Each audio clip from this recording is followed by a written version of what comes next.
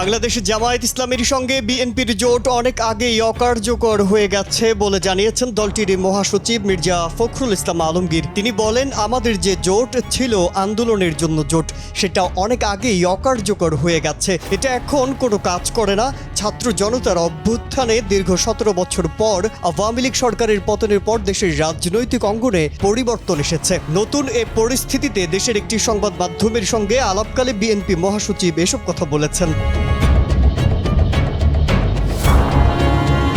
জামায়াতের সঙ্গে জোট নিয়ে মির্জা ফখরুল বলেন, অনেক আগেই আমরা যুগপথ আন্দোলন শুরু করেছি। বিভিন্ন রাজনৈতিক দলের সঙ্গে আলোচনা করে আমরা আন্দোলন করেছি। এটা এখন বলবৎ নেই, তবে অন্য দলগুলোর সঙ্গে আমরা আলোচনা অব্যাহত রেখেছি, কারণ এখনও কেয়ারটেকার সরকার আছে, এরপর নির্বাচন আছে। রাজনৈতিক দলগুলোর সঙ্গে আমরা আলোচনা বজায় রাখছি, এটা জরুরি। এই মুহূর্তে আমাদের কোনো জোট নেই, আমরা জোটবদ্ধ নই।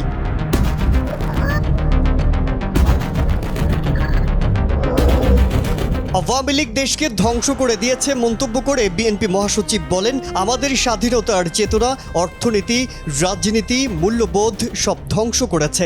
একজন বিচারপতিকে মানুষ মারছে, আদালতের মধ্যে অত্যন্ত শ্রদ্ধেয় নেতাদের ডিম ছুটছে, কারণ মানুষের মধ্যে পুঞ্জীভূত ক্ষোভ। বিএনপি আর আওয়ামী লীগকে এক পাল্লায় মাপলে হবে না। বিএনপি দেশে সবচাইতে ভালোটা করার চেষ্টা করেছে। আওয়ামী লীগ একদলীয় বাকশাল করেছিল, আমরা বহুদলীয় গণতন্ত্র দিয়েছি। আওয়ামী লীগ সব পত্রপত্রিকা বন্ধ করে দিয়েছিল, আমরা সব চ্যানেল পত্রিকা চালু করেছি।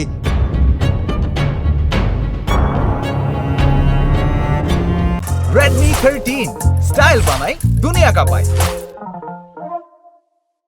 হাওয়া ভবনে কাউকে আটকে রাখা হয়েছে, কাউকে নির্যাতন করা হয়েছে, একটা প্রমাণ দিন। সুতরাং বিএনপিকে আওয়ামী লীগের সঙ্গে তুলনা করাটা ইনজাস্টিস টু আস। বাংলাদেশ জাতীয়তাবাদী দল সবসময় গণতন্ত্রে বিশ্বাস করে দাবি করে মির্জা ফখরুল বলেন, সরকার পতনের পর চেয়ারপারসনও বলেছেন, আমরা প্রতিশোধ, প্রতিহিংসার রাজনীতি করতে চাই না। আমরা সৌহার্দ্য, ভালোবাসা এবং সুসম্পর্কের রাজনীতি করতে চাই।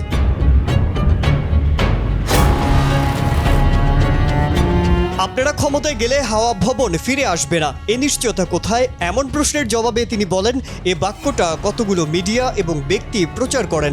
এটার একমাত্র লক্ষ্য দেশের বৃহত্তম রাজনৈতিক দল বিএনপিকে হেয় এবং নেতৃত্বকে হেয় করা, নেতৃত্বকে দুর্বল করার জন্য। বিএনপি কখনো মানুষের বিপক্ষে কিছু করেনি। দেশ চালাতে গেলে কিছু ভুল হয়, কিন্তু সেই ভুল দেশ ও মানুষকে ক্ষতি করেনি।